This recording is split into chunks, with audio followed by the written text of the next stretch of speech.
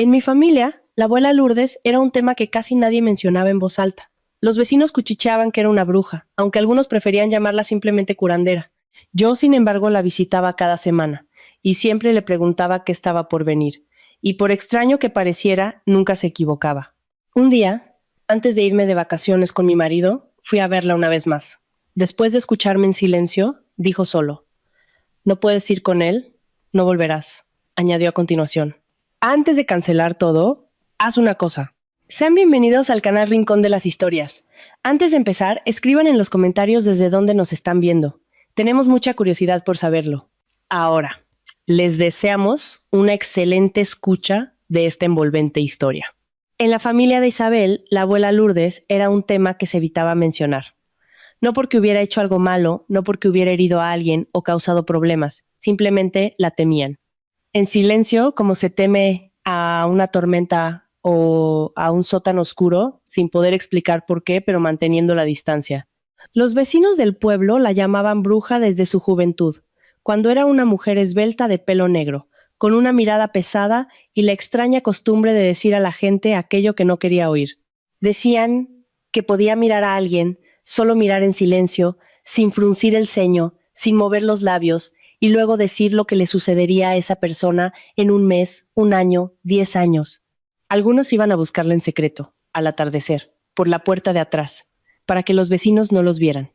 Pero, en público, esas mismas personas se santiguaban, rodeaban su cancela y ordenaban a sus hijos: «No vayáis a casa de doña Lourdes, no es de Dios». La casa de la abuela estaba a las afueras del pueblo, detrás de un viejo huerto de higueras que ella misma había plantado. La casa era sólida, pero descuidada por fuera, no porque la abuela no la cuidara, sino porque sus manos estaban ocupadas en otras cosas. Toda la vida se dedicó a las hierbas. En el porche se secaban manojos de melisa, manzanilla, romero y unas raíces cuyos nombres Isabel no conseguía memorizar de niña. En el zaguán siempre olía a miel y a algo amargo, terroso. En la cocina, en hileras, había frascos de vidrio con licores de hierbas oscuros, de color ámbar, casi negros. La abuela nunca explicaba para qué servían. Solo decía: «Cuando sea necesario, lo entenderás». La madre de Isabel, Natalia, evitaba a la abuela desde la infancia. Isabel conocía esta historia no por su madre, a quien no le gustaba hablar de la abuela, sino por su tía Celia, la hermana menor de su madre, que de vez en cuando aparecía en las fiestas y después del tercer vaso de vino se volvía más habladora. La tía Celia contaba que la pequeña Natalia, con unos 8 años, vio una vez a una mujer del pueblo vecino llegar a casa de la abuela. Llegó de día, sin esconderse, con la cara roja de tanto llorar. Se encerraron en la cocina y Natalia se quedó escuchando tras la puerta. La mujer lloraba y preguntaba: «Doña Lourdes, ¿volverá?». La abuela guardó silencio un largo rato, y entonces dijo: «Volverá, pero no para ti. Déjalo marchar, Valeria, y ahórrate el sufrimiento». La mujer salió aún más bañada en lágrimas de lo que había entrado. 2 meses después, su marido efectivamente volvió de sus trabajos fuera, pero se fue con la cajera del Ultramarinos de la esquina. Y todo el pueblo susurraba: «Ha sido doña Lourdes, que le ha hecho un trabajo». Natalia se cerraba en banda después de estas historias, pero se alejó definitivamente de la abuela tras un episodio concreto. Natalia tenía unos 12 años. Era un julio abrasador, y todos los niños del pueblo corrían a bañarse en el río. La abuela, en el desayuno, sin motivo aparente, dijo: «Natalia, no vayas al río hoy. El agua te llevará». Natalia desobedeció y fue con sus amigas.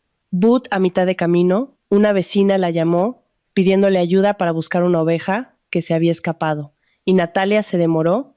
En ese intervalo, el chico de la vecindad, Marquitos Fernández, se tiró de cabeza desde una ribera y no volvió a salir. Consiguieron sacarlo y reanimarlo, pero pasó una semana ingresado en el hospital comarcal. Natalia le contó esto a Isabel solo una vez, entre dientes, cuando su hija le preguntó por qué visitaban a la abuela tan raramente. «Porque sabe cosas que no deberían saberse», dijo su madre. «Y cerca de ella no me siento bien». Iban a casa de la abuela solo en las fiestas, por Semana Santa y en su cumpleaños en octubre. Natalia se sentaba a la mesa tensa, conversaba con educación, pero secamente, como si fuera con una conocida lejana, no con su propia madre. El padre de Isabel, Víctor, era aún más categórico. Trabajaba como ingeniero en una fábrica de tamaño medio, usaba gafas de montura gruesa y creía en los planos técnicos, las tolerancias y las normativas. Todas las historias sobre el don de la abuela las consideraba supersticiones de pueblo. Coincidencia, decía cuando su esposa le contaba otra historia de premoniciones. Dice muchas cosas y a veces acierta. Es estadística, no curanderismo. Pero una vez, cuando Isabel tenía 15 años, fueron a visitar a la abuela en octubre. Estaban en la mesa comiendo bizcochos caseros. El padre hacía bromas sobre la cosecha de higos. Y entonces la abuela lo miró largamente, sin parpadear, y dijo delante de todos: Víctor, eres un hombre fuerte, pero escucha tu corazón. Cerca de los 50 te jugará una mala pasada. Ve al médico antes de que sea tarde. Víctor se puso rojo, apartó el plato y salió a fumar al porche. Natalia le lanzó a la abuela una mirada que incomodó a Isabel.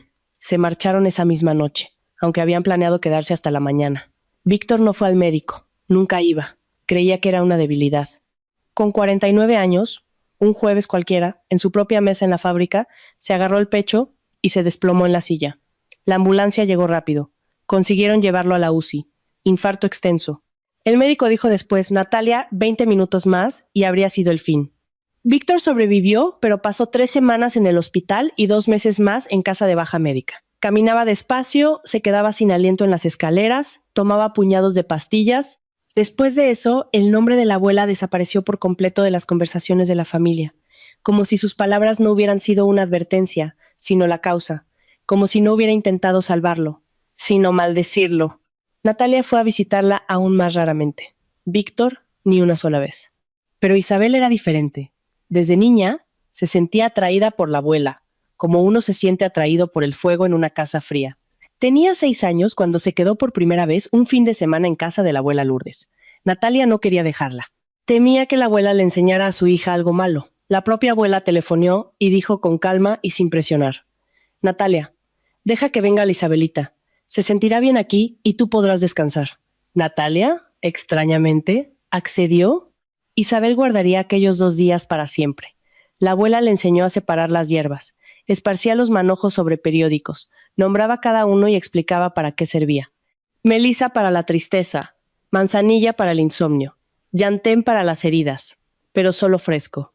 Le contaba historias sobre la gente del pueblo, no maliciosas, no burlonas, sino tranquilas y tristes, con una entonación que no juzgaba a nadie, solo lamentaba. Sobre el viejo Esteban, que bebía desde que volvió del servicio militar porque no podía olvidar cómo su amigo murió en sus brazos. Sobre la tía Margarita, que amó a un hombre casado toda su vida y nunca le dijo nada. Sobre la cartera Zulmira, que leía las cartas de los demás y lloraba sobre ellas porque jamás nadie le había escrito a ella. La gente no es mala, Isabelita, decía la abuela, sirviéndole el té. Simplemente temen lo que no entienden. Y no entienden casi nada. Isabel creció y continuó visitando a la abuela todos los sábados. Se había convertido en un ritual, una pequeña peregrinación personal.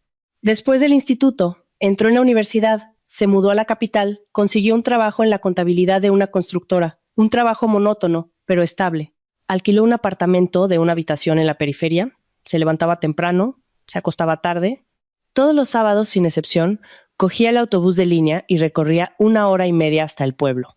Le llevaba a la abuela la medicina para la tensión, una bolsa con comestibles, arroz, aceite, pan, azúcar. Le ayudaba en las tareas domésticas, barría el patio, fregaba el suelo, limpiaba las ventanas. Después se sentaban en la mesa redonda de la cocina. La abuela sacaba el tarro de mermelada de higos, siempre de higos, y servía el té en las gruesas tazas de loza con flores azules. Isabel preguntaba: «Abuela, ¿qué me espera?». La abuela nunca respondía directamente. No decía: «Mañana conocerás a tu marido» o «Dentro de un año te ascenderán». Hablaba de otra manera, con imágenes, con alusiones, como si pintara un cuadro que su nieta debía descifrar sola. Isabel tenía 23 años cuando la abuela, una tarde, posó la taza, miró a su nieta a los ojos y dijo: «Pronto llegará a ti una persona, Isabelita, de habla cortés y bonita. Sus palabras serán perfectas, como sacadas de un libro. Pero tú no mires las palabras, mira las manos. Las manos de una persona son siempre más honestas que su lengua». Isabel no entendió. Preguntó: «¿En qué sentido las manos?». La abuela solo sonrió y cambió de tema a la mermelada. «Los higos este año son pequeños, pero dulces». 6 meses después, Isabel conoció a Marcos. Sucedió en el cumpleaños de su amiga Marta. Invitó a unas 20 personas a un bar. A la mitad, Isabel no los conocía. Marcos estaba sentado 2 sitios más allá. Llevaba un bonito jersey gris, olía a perfume caro y contaba chistes que hacían reír a toda la mesa. Trabajaba como gerente en una gran empresa de logística. Como se supo poco después, cuando salieron a la terraza, Isabel no fumaba, solo quería tomar el aire. Él fue el primero en hablar, con ligereza y soltura. Le preguntó en qué trabajaba, y cuando Isabel dijo contable, no arrugó la nariz, solo asintió y dijo: profesión seria, los números no mienten. Y con esa simple frase, ella sintió, sin entender bien por qué, un calor por dentro. En la primera cita, él le abrió las puertas, le ayudó a ponerse el abrigo, le acercó la silla. En la segunda, le trajo flores y un libro que Isabel había mencionado de pasada en la fiesta de Marta. Ella ni se imaginaba que él se hubiera acordado. En la tercera, habló de cómo soñaba con una familia, con una casa con jardín, con hijos, con un perro que los esperaría en la puerta. Hablaba con belleza, con imágenes, con sentimiento, e Isabel escuchaba. Y por dentro florecía algo cálido y luminoso a lo que tenía miedo de ponerle nombre, porque si lo nombras, puede dejar de ser verdad. Se enamoró. No de repente, no como en las películas, sin rayos ni truenos, sino como cuando te calientas después del frío, primero no lo sientes y de repente te das cuenta de que ya estás caliente, de que ya estás bien, de que ya no quieres irte. Marcos parecía ese ser que se espera sin saber exactamente qué se espera. Era atento, cuidadoso, llamaba todas las noches, preguntaba cómo había ido el día. Solo las palabras de la abuela sobre las manos a veces afloraban en los bordes de su conciencia, pero Isabel no sabía cómo aplicarlas y las apartaba. 1 año y medio después, Marcos le pidió matrimonio, en un restaurante a la luz de las velas, con el anillo en una cajita de terciopelo. Se arrodilló, como en las películas que Isabel veía en la residencia de estudiantes, en su pequeño portátil. Ella dijo que sí, casi sin dudar. Le pareció que esa era la vida que había soñado en la mesa de la abuela con una taza de té. Al día siguiente, un sábado, Isabel fue a casa de la abuela, como siempre, con medicinas y una bolsa de la compra.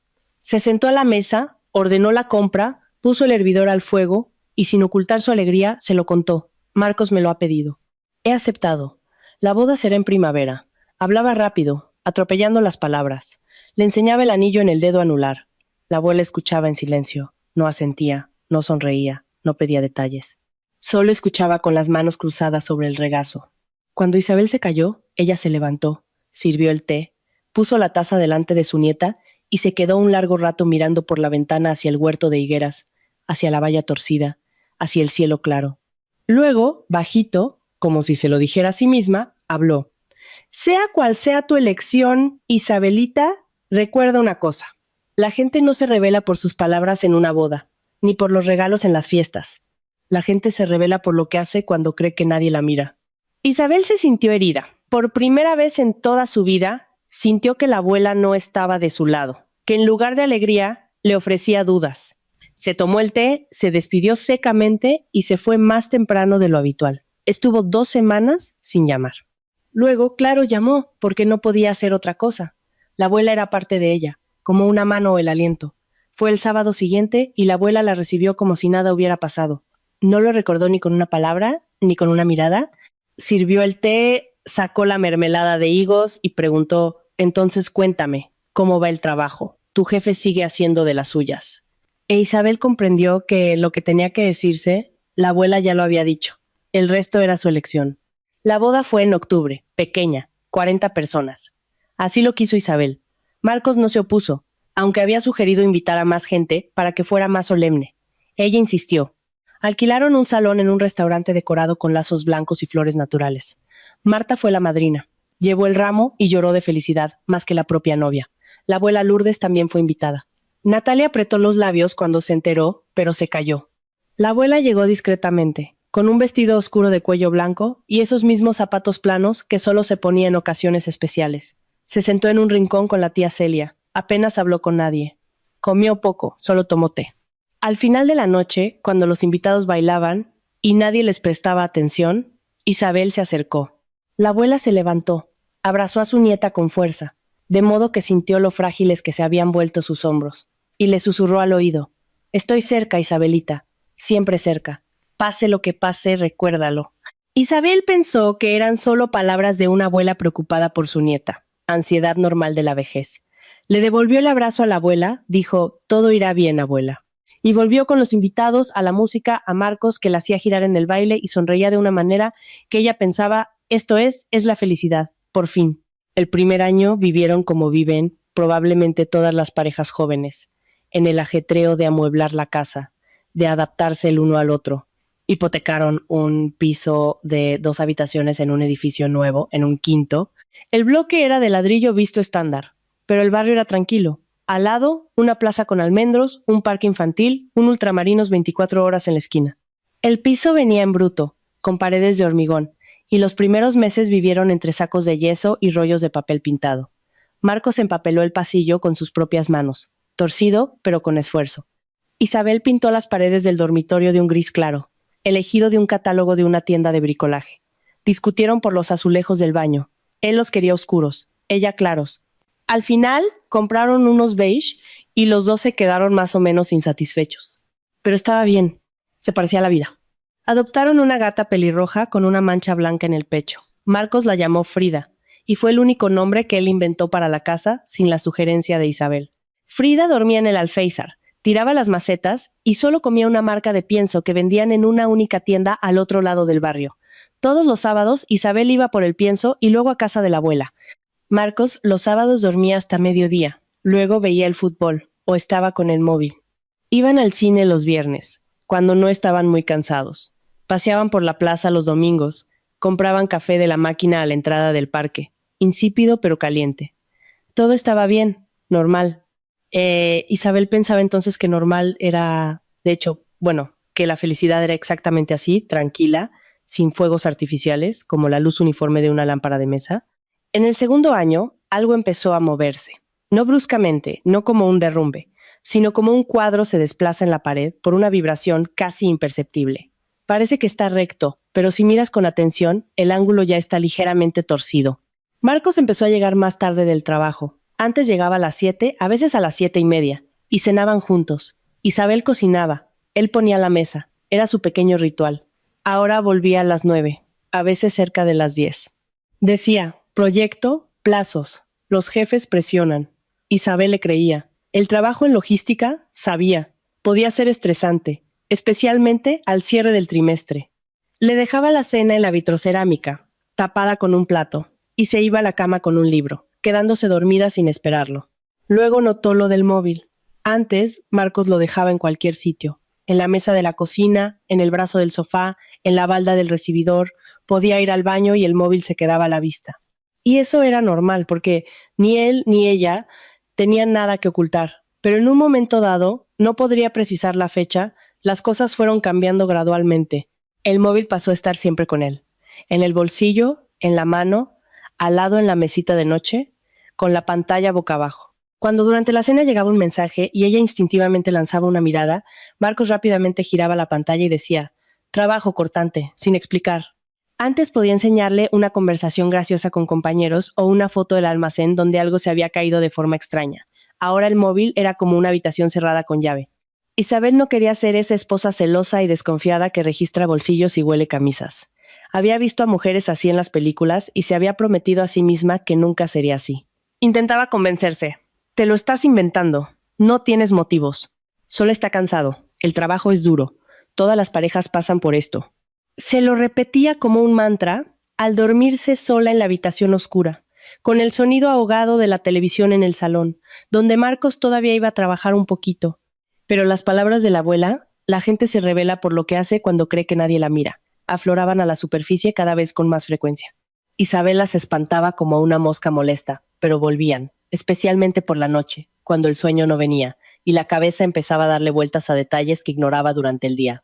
En el tercer año, Marcos había cambiado visiblemente. Se había vuelto irritable, arisco.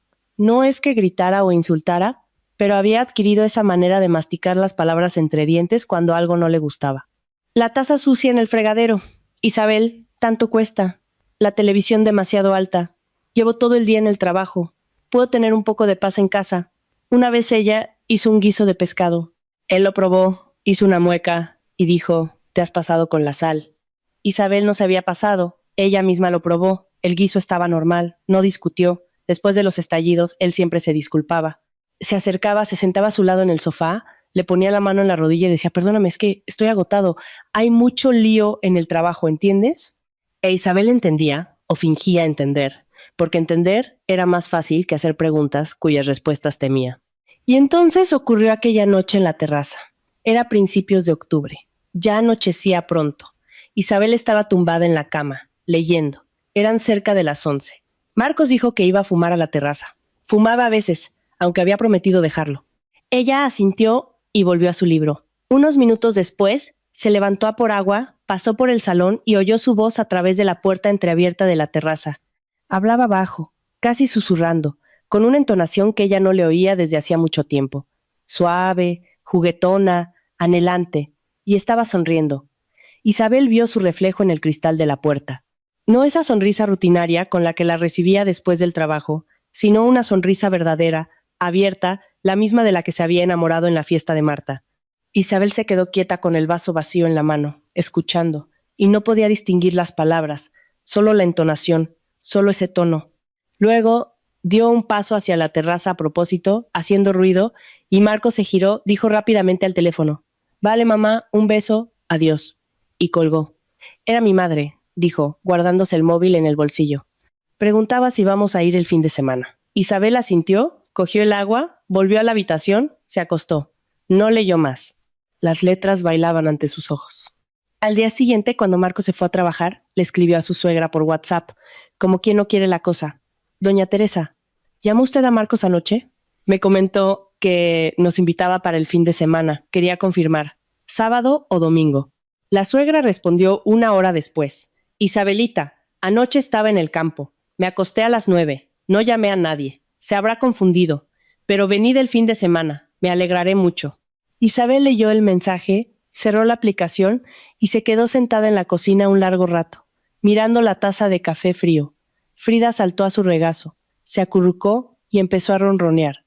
Isabel la acariciaba maquinalmente y por dentro algo cambiaba, no con estruendo, no con dolor, sino silenciosamente, como una llave girando en la cerradura. Algo en lo que había creído durante 3 años había dejado de ser verdad. Aún no lo sabía todo, aún no veía la dimensión completa, pero ya comprendía, le estaban mintiendo. No por accidente, no por error, sino de forma sistemática, habitual. Cómo mienten aquellos que hace mucho que dejaron de considerarlo una mentira. Isabel no le dijo nada a Marcos, ni ese día ni al siguiente.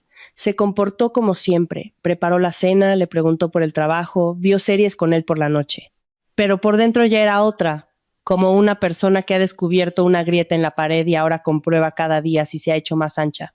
Y fue justo entonces, en el 3er año, a finales de octubre, cuando Marcos de repente propuso un viaje de vacaciones. Estaban cenando. Él comía pasta con champiñones y nata, su plato favorito, y de repente dijo, sin levantar la vista del plato, ¿sabes qué? ¿Y si nos vamos de viaje, a descansar como Dios manda? No hemos ido a ningún sitio juntos en 3 años. Isabel se sorprendió, hasta dejó el tenedor. Durante todo el matrimonio, ella había propuesto ir a algún sitio unas 5 o 6 veces. El primer año, al menos a la playa, aunque fuera cerca. Marcos decía, es caro, acabamos de meternos en la hipoteca. El segundo año, al menos un fin de semana, a alguna casa rural. Marcos decía, no tengo tiempo, hay mucho lío en el trabajo. Ella dejó de proponerlo, y ahora él mismo con un entusiasmo que no le veía desde hacía mucho tiempo. Yo lo organizo todo, dijo con un brillo en los ojos. Tú solo haz la maleta, será una sorpresa. Confía en mí. Isabel quiso alegrarse y una parte de ella, de hecho, se alegró. Esa parte que todavía esperaba que todo pudiera arreglarse, que las llamadas nocturnas y el móvil boca abajo fueran solo cansancio y costumbre, no lo que temía pensar. Quizás, pensó, él también siente la grieta entre nosotros y quiere taparla. Quizás este viaje es su forma de decir, estoy aquí, estoy contigo, quiero intentarlo. Aceptó. Decidió no hacer preguntas. Si es una sorpresa, que sea una sorpresa. Marcos se encargó de la organización. Se quedaba por la noche con el portátil. Reservaba cosas. Buscaba en internet. Cuando Isabel pasaba cerca, él cerraba la tapa y sonreía. No espíes. Te va a gustar. El sábado, Isabel fue a casa de la abuela. Como siempre, el autobús iba semivacío. Mañana de noviembre, llovizna fina. En la parada del pueblo, charcos hasta el tobillo. Caminó por el sendero de tierra, embarrado, hasta la casa de la abuela. saltando zanjas, sintiendo el olor a hojas mojadas y al humo de la estufa de leña de algún vecino que estaba encendiendo la lumbre. La abuela la esperaba en la cocina, el hervidor ya bullía. En la mesa había un tarro de mermelada y un plato con galletas de pueblo. Isabel ordenó la compra, le entregó las medicinas, se sentó a la mesa y le contó lo del viaje. Que en unos días ella y Marcos se iban de viaje, que no sabía dónde, que era una sorpresa que él había organizado. Habló con ligereza, intentando parecer despreocupada.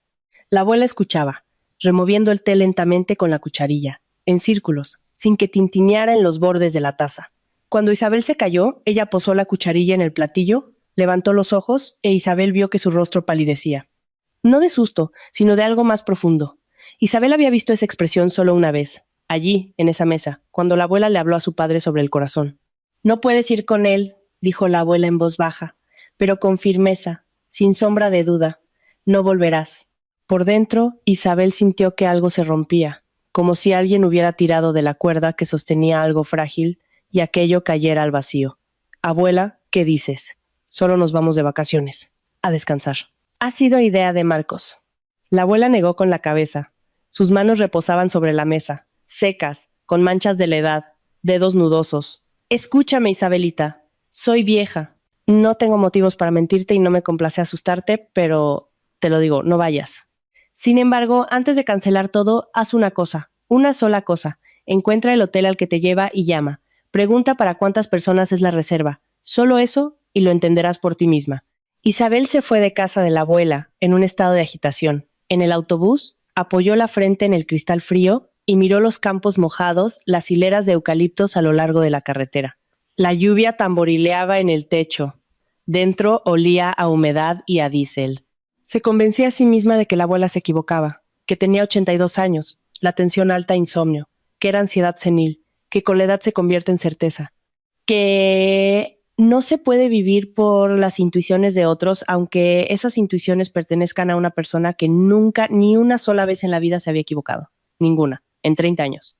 Este pensamiento latía en su cabeza como una señal intermitente que no se puede apagar. Por la noche Marco se fue a duchar. Isabel oía el ruido del agua tras la puerta cerrada del baño, el tintineo de la cuchilla en el lavabo. Su portátil estaba en la mesa de la cocina. Siempre lo dejaba allí, ni siquiera cerraba la tapa. Isabel pasó a su lado, se detuvo, miró la pantalla encendida. Le hormigueaban las manos, como cuando vas a tocar algo incandescente. Se sentía horrible, como si estuviera traicionando algo, como si violara alguna ley no escrita de confianza que ella misma se había impuesto. La voz de la abuela resonaba en su cabeza. Solo pregunta y lo entenderás por ti misma. Se sentó a la mesa, abrió el correo electrónico y tecleó en la búsqueda. Reserva. El primer correo era una confirmación de hotel, una pequeña casa rural en las Islas Canarias, en un pueblecito de La Gomera cuyo nombre nunca había oído, lejos de las rutas turísticas. En el correo constaban las fechas, el importe y el teléfono del establecimiento. Isabel cerró el portátil, se apartó de la mesa y se fue a sentar al sofá. Frida saltó a su lado y le metió el hocico húmedo en la palma de la mano. Del baño llegaba la voz de Marcos. Tarareaba algo desafinado y despreocupado. A la mañana siguiente, un domingo, Isabel se despertó a las 6. Marcos aún dormía. De lado, la manta caída a los pies. Se levantó en silencio, cogió su móvil y salió a la terraza. La mañana era templada, el cielo rosado del amanecer. Abajo, en el aparcamiento, brillaban los techos mojados de los coches. Marcó el número de la casa rural. Respondieron al tercer tono. La chica de recepción hablaba con acento canario. Isabel dijo el apellido de su marido, pidió confirmar la reserva y la fecha de entrada. Sí, por supuesto, respondió la chica. Está todo confirmado. Habitación para 3 adultos, cama de matrimonio y una cama supletoria. El check-in es pasado mañana, ¿correcto? Isabel dio las gracias y colgó. El móvil le pesaba en la mano como una piedra. Se quedó en la terraza, mirando la ciudad abajo. Tejados, antenas, palomas revoloteando en el alféizar del edificio de enfrente. No le temblaban las manos. No lloraba. Por dentro había un vacío, como si alguien hubiera retirado de golpe todo su contenido. La rabia, el dolor, la esperanza, el amor, y 3 años de vida en común. Dejando solo una cáscara inmóvil en una terraza de hormigón en calcetines.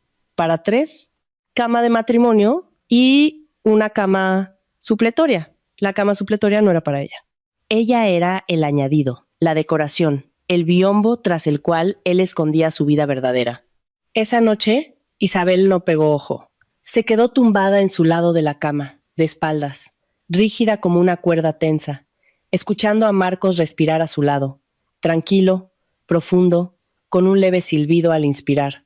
Siempre respiraba así al dormir, y antes ese sonido la calmaba. Formaba parte del confort doméstico, como el tic-tac del reloj del pasillo o el ronroneo de Frida. Ahora le parecía extraño, como si a su lado no estuviera su marido, sino una persona que veía por primera vez y de la que no sabía nada, excepto que era peligrosa. En su cabeza, como un disco rayado, giraban las palabras de la chica de la recepción: habitación para 3 adultos, cama de matrimonio y una cama supletoria, para 3. Eso significaba que esperaba a alguien más. Eso significaba que este viaje no era un intento de arreglar su matrimonio, no era un regalo para una esposa agotada, no era una sorpresa romántica, era otra cosa. E Isabel necesitaba saber qué. A las 3 de la madrugada, cuando Marco se giró hacia el otro lado y empezó a roncar más profundamente, Isabel se incorporó despacio, apoyándose en el codo. Su móvil estaba en la mesita de noche, boca abajo, como siempre desde hacía un año. Extendió la mano, lo cogió despacio con 2 dedos, como si cogiera una carta ajena. La pantalla se iluminó en la oscuridad. Sabía la contraseña, el cumpleaños de su madre. 4 cifras. Nunca la había cambiado. Isabel tecleó la combinación y el móvil se desbloqueó. El corazón le latía en la garganta. La habitación estaba en silencio. Solo la respiración de Marcos y el zumbido lejano de la nevera en la cocina.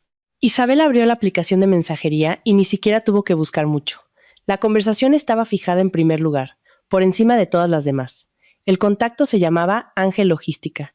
Isabel pulsó el nombre y empezó a leer.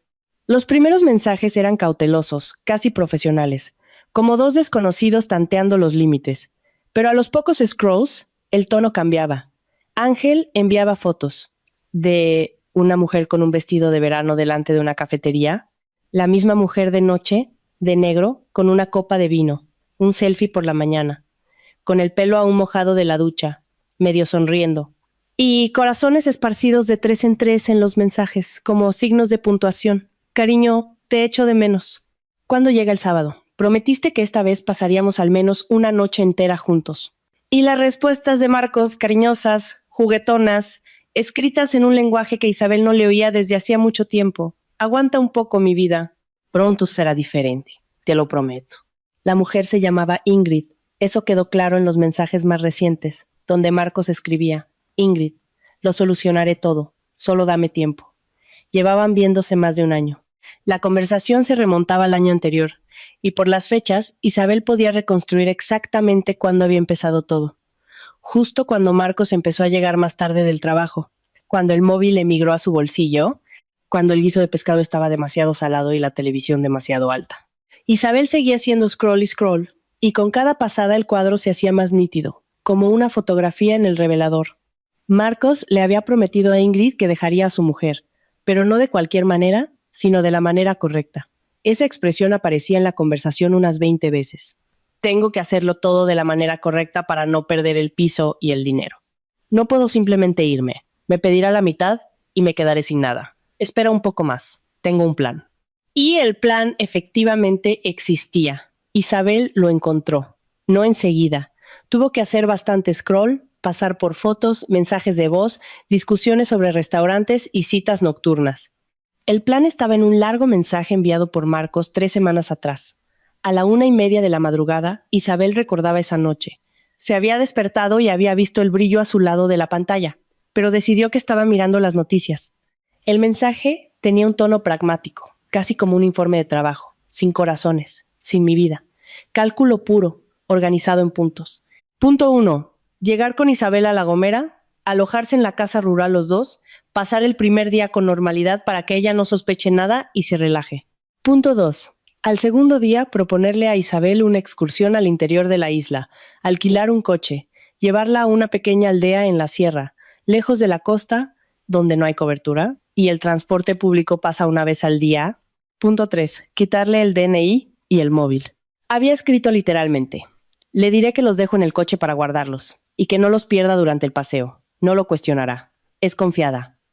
Isabel releyó esa línea 2 veces. Es confiada. 3 palabras que le oprimieron el pecho, Un frío sobrecogedor, como si alguien le apretara las costillas con las palmas de las manos. Es confiada. No un nombre, no esposa, no persona. Una característica, un punto débil, una brecha de entrada. Punto 4. Dejar a Isabel en la aldea sin documentos, sin comunicación, sin dinero. Volver solo a la casa rural, donde a esa hora ya habría llegado Ingrid en un ferry aparte desde otra isla. ¿Pasarían 10 días juntos? Punto 5. Al volver a casa, poner una denuncia informando de que su esposa ha desaparecido durante el viaje. Relatar que fueron al interior, que ella quiso caminar sola y no volvió. Describir las búsquedas, la desesperación, el contacto con la Guardia Civil. Lo importante era documentarlo todo para que no hubiera preguntas después. Punto 6. Iniciar el proceso de declaración de ausencia de Isabel. En 6 meses, tener acceso a la cuenta bancaria conjunta. Después, por vía judicial, quedarse con el piso que estaba a nombre de Isabel, pero en el que él estaba empadronado como cónyuge. La última frase del mensaje estaba sola, en una línea, como una conclusión, como la firma de un contrato. Lo principal es no precipitarse. Esperamos 6 meses y todo es nuestro. Ingrid respondió 12 minutos después con una sola palabra y 3 exclamaciones. Genial. Y después, te adoro. Lo has pensado todo. Isabel devolvió el móvil a la mesita, exactamente como estaba, boca abajo, ligeramente en diagonal, se levantó, salió de la habitación, cerró la puerta sin hacer ruido, caminó por el pasillo hasta la cocina. Frida dormía acurrucada en un ovillo pelirrojo en un rincón del salón, junto a la pared. Isabel llenó un vaso de agua del filtro, despacio, mirando el agua subir en el cristal. Bebió, llenó otro, bebió. Luego se quedó junto a la ventana, mirando el cielo clarear lentamente. Las farolas del aparcamiento, encendidas, amarillas. Entre los coches pasó un perro callejero. Abajo se cerró la puerta de un portal. Algún vecino saliendo para el turno de mañana. Una mañana corriente, un mundo corriente. Solo que dentro de Isabel, ese mundo ya no existía. No lloró, no se agitó, no cogió el móvil para llamar a una amiga o a su madre. Todo eso vendría después. Las lágrimas, las conversaciones, las explicaciones. Por ahora, dentro de ella solo había un mecanismo en funcionamiento, frío, preciso, como un reloj. Pensaba, sopesaba opciones, contaba los pasos. Cuando a las 7 de la mañana Marcos salió de la habitación, bostezando y estirándose, Isabel estaba junto a la vitrocerámica, preparando café. La cocina olía a cardamomo. Siempre le echaba una pizca. A Marcos le gustaba. Él entró, sonrió, le dio un beso en la cabeza. ¿Casi listo? Termino de hacer la maleta y llamó a un taxi. El avión es a las 2, pero mejor llegar pronto. Isabel se giró. Tenía la cara pálida, ojeras de la noche en vela. Se apretó la mano contra el estómago y se encorvó ligeramente. Marcos, me encuentro fatal. Llevo con náuseas desde esta mañana, me da vueltas la cabeza y creo que tengo fiebre. Anoche pedí sushi a domicilio. Creo que me ha sentado mal algo. Vio cómo cambiaba su cara. No susto, no preocupación. Lo primero que relampagueó en sus ojos fue irritación. Rápida, una fracción de segundo, como la sombra de un pájaro por la ventana. Inmediatamente se controló, dio un paso hacia ella, le puso la palma en la frente. Estás caliente, ¿por qué no te tomas algo? A lo mejor se te pasa para mediodía. El avión no sale hasta las 2. No, Marcos, de verdad que estoy muy mal. No puedo viajar. Me dan arcadas cada 10 minutos. No voy a aguantar en el avión. Él retrocedió un paso, se pasó la mano por la cara. Isabel vio que detrás de ese gesto había un cálculo febril, los engranajes en su cabeza girando, reordenando planes, variantes, plazos. Ingrid ya debía tener las maletas hechas. Quizás ya estaba de camino al aeropuerto. Mira, a lo mejor mejoras para la tarde. Puedo cambiar el vuelo para mañana. No hay problema, dijo, forzando un tono solícito. Isabel negó con la cabeza y se sentó en un taburete, abrazándose el estómago. Marcos, escucha, has trabajado mucho. Te mereces este viaje. Es una pena perder los billetes y la reserva. Vete tú solo. Descansa. Yo me quedo aquí. Me recuperaré. Frida se quedará conmigo. No me voy a aburrir. Lo decía con calma, mirándole a los ojos, y observaba. Ahora, pensó, este es el momento decisivo. Si de verdad me quisiera, se quedaría. Diría, ¿qué viaje sin ti? Somos una pareja. Esperamos. Sería tan simple, tan natural. Cualquier marido normal se quedaría. Marcos guardó silencio unos 5, quizás 7 segundos. En su rostro luchaban dos máscaras, la del marido cuidadoso que no puede dejar a su mujer enferma y la del hombre cuyo plan se está desmoronando y necesita salvarlo urgentemente. Isabel vio las dos, antes solo veía una. ¿Pero estás segura?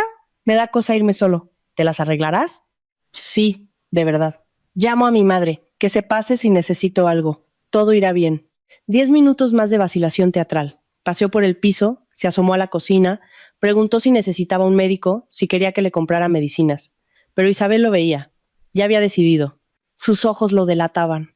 Estaban inquietos, como los de alguien que está calculando mentalmente los horarios de los vuelos. A mediodía, Marcos estaba en el recibidor con la maleta gris con ruedas que habían comprado juntos en un centro comercial hacía 2 años. En aquel entonces, Isabel la había elegido, imaginando un viaje de los dos a la playa, a algún lugar cálido. La maleta se iba de viaje, pero sin ella. Te llamaré todos los días, dijo Marcos, abrazándola en la puerta. Ponte buena, vuelvo pronto y nos vamos a algún sitio juntos, te lo prometo. Isabel asintió, le devolvió el abrazo, rápido, seco, como se abraza a un conocido por la calle. Él no lo notó, o no quiso notarlo. La puerta se cerró. Isabel escuchó sus pasos desvanecerse por la escalera. El ascensor del edificio llevaba una semana estropeado. Luego fue a la ventana del salón y lo observó salir del portal, subirse a un taxi. El coche dio marcha atrás y giró en la esquina. Se quedó en la ventana 1 minuto más, 2 por si volvía porque se había olvidado algo. No volvió. Entonces Isabel soltó un largo suspiro por los labios apretados, como quien suelta el aire antes de un salto, y empezó a actuar.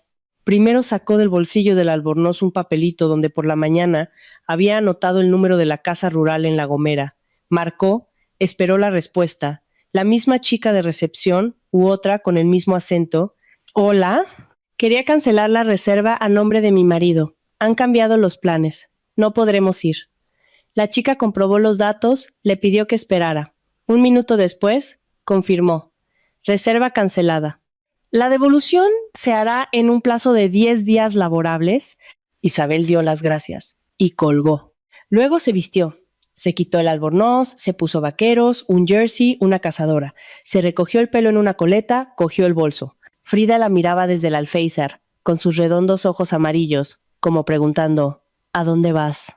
Vuelvo pronto, le dijo Isabel a la gata. Tengo que resolver unas cosas. Primera parada, el banco. La sucursal cerraba a las 5. Pero Isabel llegó a la 1, justo después de que se fuera Marcos. Tenían una cuenta de ahorro conjunta. En ella había dinero que llevaban guardando para reformar la terraza y cambiar las ventanas. No era una fortuna, pero era una cantidad considerable, 1 año y medio de ahorros. Isabel fue con su DNI, rellenó un formulario y transfirió su mitad, exactamente la mitad, a su cuenta personal, que había abierto antes de casarse y casi nunca usaba. A continuación, como cotitular, solicitó la restricción del acceso remoto a la cuenta conjunta. La empleada, una chica joven con un corte de pelo impecable, la miró con atención, pero no preguntó nada. Solo dijo, lo procesaremos en un plazo de 1 hora. La tarjeta del segundo titular quedará bloqueada para operaciones. Para eliminar la restricción, es necesaria la presencia de ambos titulares. Isabel dio las gracias y salió. Fuera lloviznaba una garúa gris y monótona de noviembre. Se subió la capucha y caminó 2 manzanas hasta una ferretería. Allí compró 2 bombines de cerradura para la puerta de entrada y para la de la terraza. El dependiente, un señor con un delantal azul, le preguntó si necesitaba instalación. Isabel asintió y él le dio la tarjeta de un profesional. Diga que va de parte del señor Pereira. Vienen el mismo día. El cerrajero Leandro llegó a las 4. Un chico joven y callado, con una caja de herramientas. Trabajó rápido, quitó los cilindros viejos, puso los nuevos, los probó, le entregó 3 juegos de llaves. Isabel le pagó en efectivo. Cuando Leandro se fue, ella cerró la puerta con la cerradura nueva, giró la llave 2 veces y se quedó de pie en el recibidor, apoyada de espaldas en la puerta. El piso estaba en silencio. Frida maulló desde la cocina, pidiendo la cena. El lunes por la mañana, Isabel fue a ver a una abogada. La había buscado la víspera por la noche. Pasó tiempo investigando, leyendo reseñas, comparando. Eligió a una mujer llamada Margarita Ortiz, abogada de derecho de familia con 20 años de experiencia. El despacho estaba en el 3er piso de un viejo edificio de oficinas, al fondo de un largo pasillo con suelo de linóleo y olor a café de una sala vecina. Margarita Ortiz era una mujer baja y robusta, de unos 50 y tantos, pelo corto y una mirada atenta y perspicaz. En su mesa había una foto de 2 adolescentes, aparentemente sus hijos, y un cactus en una maceta de barro. Le indicó a Isabel que se sentara, le sirvió agua de un dispensador y dijo: «Cuéntemelo todo desde el principio, sin prisas». Isabel se lo contó con calma, en orden, como si expusiera en una reunión de trabajo, hechos, fechas, circunstancias. Los 3 años de matrimonio, las llamadas nocturnas y la mentira sobre su madre, el viaje sorpresa, la llamada a la casa rural, el intercambio de mensajes con Ángel Logística, el plan, punto por punto. Luego sacó el móvil del bolso, abrió la galería y le mostró las capturas de pantalla. Las había hecho esa noche, metódicamente, pantalla por pantalla, todos los mensajes importantes, todas las fotos, el plan completo, una captura tras otra, con las fechas y horas de envío. Margarita Ortiz leyó en silencio. Su expresión no cambió, excepto una vez. Cuando llegó al punto sobre el DNI y la aldea en la sierra, apretó ligeramente los labios. Al terminar, se quitó las gafas, se frotó el puente de la nariz y miró a Isabel. Isabel, voy a serle directa. Esto no es solo un motivo de divorcio. Lo que se describe aquí es la planificación de un delito, abandono de una persona sin documentos en un lugar de difícil acceso, sin comunicación, con posterior denuncia ficticia de desaparición.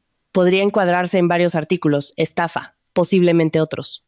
Pero vayamos por partes. Empecemos por el divorcio, es lo más urgente. Lo demás lo resolveremos en paralelo. Isabel asintió. Está en una posición de fuerza, continuó Margarita Ortiz, tomando notas en un blog. ¿El piso está registrado a su nombre antes del matrimonio? Sí, terminé de pagar la hipoteca antes de casarme. Marcos está empadronado como familiar, pero la propiedad es mía. ¿Hijos en común? No. ¿Bienes adquiridos durante el matrimonio? Solo muebles y electrodomésticos. Ningún coche. Había una cuenta conjunta. Ayer transferí mi mitad a mi cuenta personal y restringí su acceso. Margarita Ortiz levantó la vista del blog e hizo un asentimiento casi imperceptible, no de aprobación, sino de constatación. Excelente. Interponemos la demanda hoy mismo. ¿Las capturas de pantalla las adjuntaremos como anexo? Hay que compulsarlas ante notario, pero eso lo resolvemos rápido. Isabel, ¿tiene a alguien de su confianza que conozca la situación? A mi abuela, dijo Isabel, y añadió, ella lo supo antes que yo. Margarita Ortiz no preguntó qué significaba eso, solo asintió y volvió a sus papeles.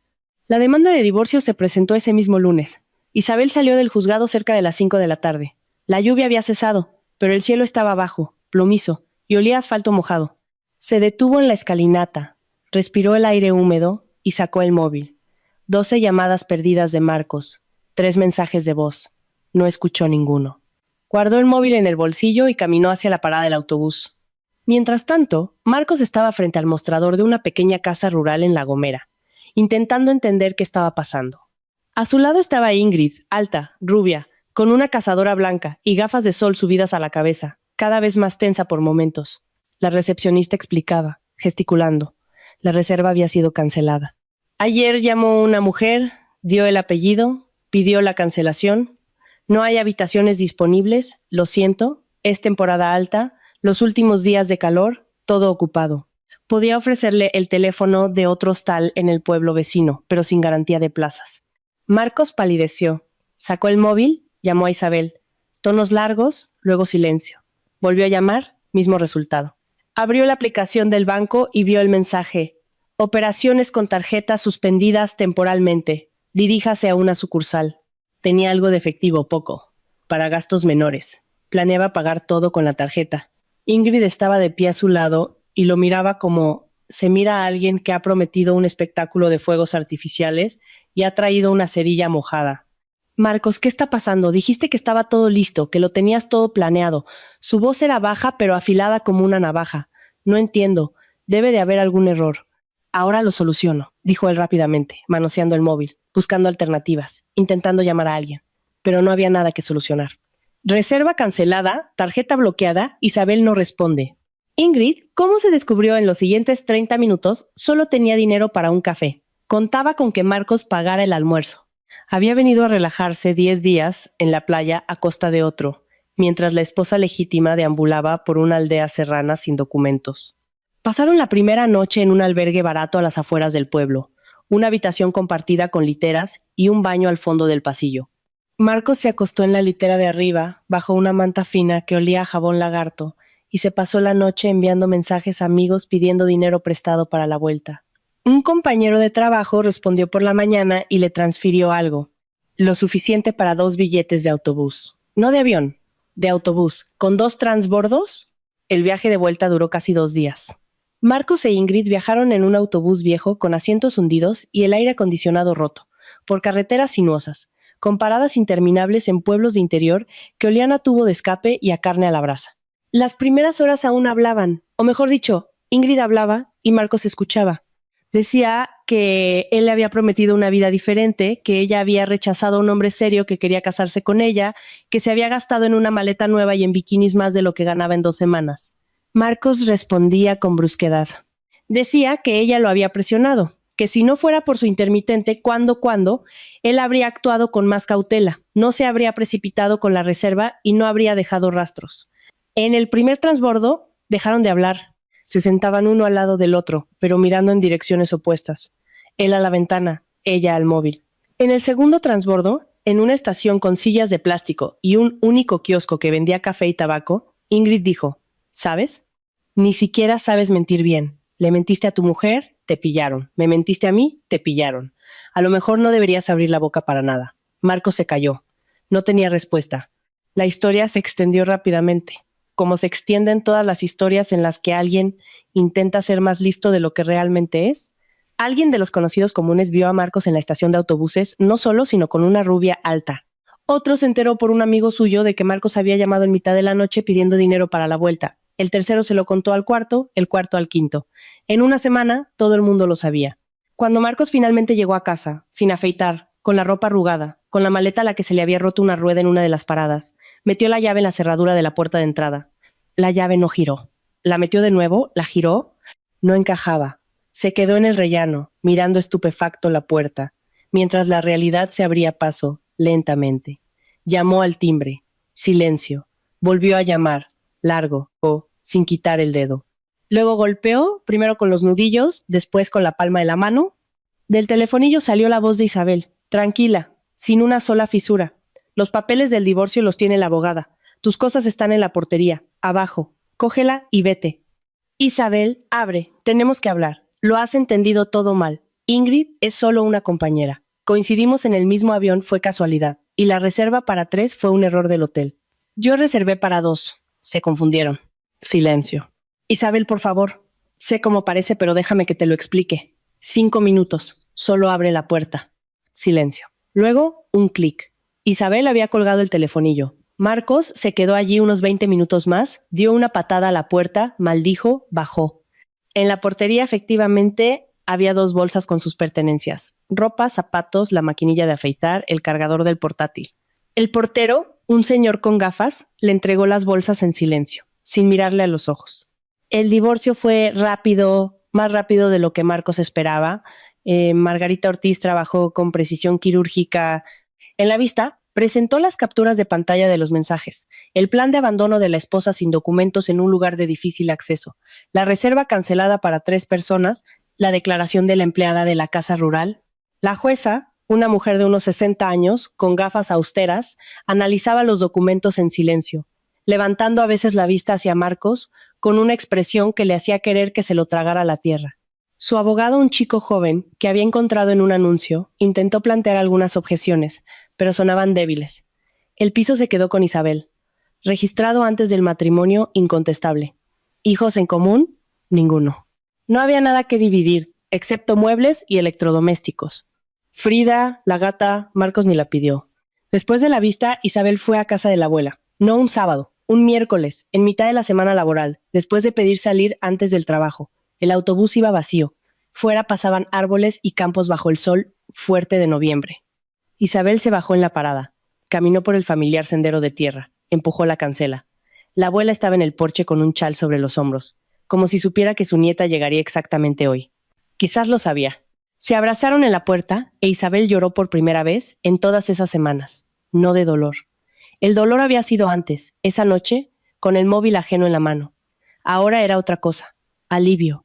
Como cuando has cargado algo muy pesado durante mucho tiempo y por fin lo dejas en el suelo. La abuela la hizo pasar, la acomodó en la mesa, sirvió el té, mermelada de higos, galletas de pueblo. Las tazas de loza con flores azules. Todo como siempre. Abuela, dijo Isabel cuando se calmó y se secó la cara con un pañuelo de papel. ¿Cómo lo sabías? ¿De dónde te vino ese saber de que no podía ir? La abuela Lourdes guardó silencio un buen rato, calentándose las manos en la taza, mirando el vaho que subía hacia el techo. Yo no lo sabía, Isabelita. Yo lo veía. Son cosas diferentes. Saber es cuando te lo cuentan. Ver es cuando miras a alguien y lo lees como si fuera un libro. A tu Marcos. Lo vi una vez, en la boda. Se acercó a mí, me dijo algo educado, sonrió, pero sus ojos estaban vacíos. Bonitos, vivos, pero vacíos. Como un pozo sin agua. Te asomas y dentro está oscuro, no hay nada. Ni calor, ni conciencia, ni amor. Solo cálculo. Yo vi eso. Pero decírtelo entonces no habría servido de nada. No me habrías creído. Tenías que verlo por ti misma. Isabel se quedó en silencio. Fuera, un ave fría gritó. En algún lugar se cerró la puerta de un cobertizo. ¿Y aquello de que no volvería? Si de verdad lo viste. La abuela posó la taza en el platillo. Le temblaban ligeramente las manos, no de emoción, sino de edad, de la tensión, de los años vividos. Vi que si ibas, ocurriría una desgracia. ¿Cuál exactamente? No lo sé. Quizás volverías, quizás no, pero volverías distinta, rota, destrozada. Y tú no naciste en este mundo para que te destrozaran. Con eso me bastó para detenerte. Isabel empezó una nueva vida, no de golpe y no sin dificultad.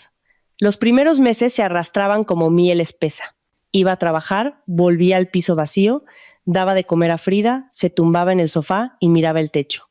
Se apuntó a una psicóloga. Una mujer de mediana edad, con voz suave, que la ayudaba a desmontar, pieza por pieza, los 3 años que había pasado junto a un hombre que la veía como un recurso. Isabel aprendía a confiar de nuevo en sí misma, en su intuición, en su forma de mirar a la gente, en su derecho a decir no y a marcharse. Y cada sábado siguió yendo a casa de la abuela. Autobús, sendero de tierra, cancela, hervidor al fuego, mermelada, tazas con flores azules. Ese ritual la mantenía a flote. Una vez, unos 6 meses después del divorcio, estaban sentadas a la mesa e Isabel preguntó por primera vez en mucho tiempo, con esa misma voz de siempre, la voz con la que preguntaba desde niña. Abuela, ¿qué me espera ahora? La abuela Lourdes levantó los ojos hacia ella, e Isabel vio algo que no veía desde hacía mucho tiempo, una sonrisa verdadera, cálida, sin ninguna sombra de inquietud. Las arrugas en el rostro de la abuela se compusieron de otra manera, más suave, más luminosa, como si alguien hubiera encendido una lámpara en una habitación oscura. Ahora, Isabelita, solo cosas buenas. Te lo has ganado. Fuera, el viento susurraba en el huerto de higueras. Frida, que Isabel había traído en el transportín, dormía en el sillón de la abuela, acurrucada en un ovillo pelirrojo. El hervidor en el fuego empezó a silbar bajito, e Isabel sintió, por primera vez en mucho tiempo, que la abuela tenía razón, que por delante solo había cosas buenas porque lo más aterrador ya lo había enfrentado y superado. Gracias por escuchar esta historia. Escriban en los comentarios qué les ha parecido. Si les ha gustado, suscríbanse al canal.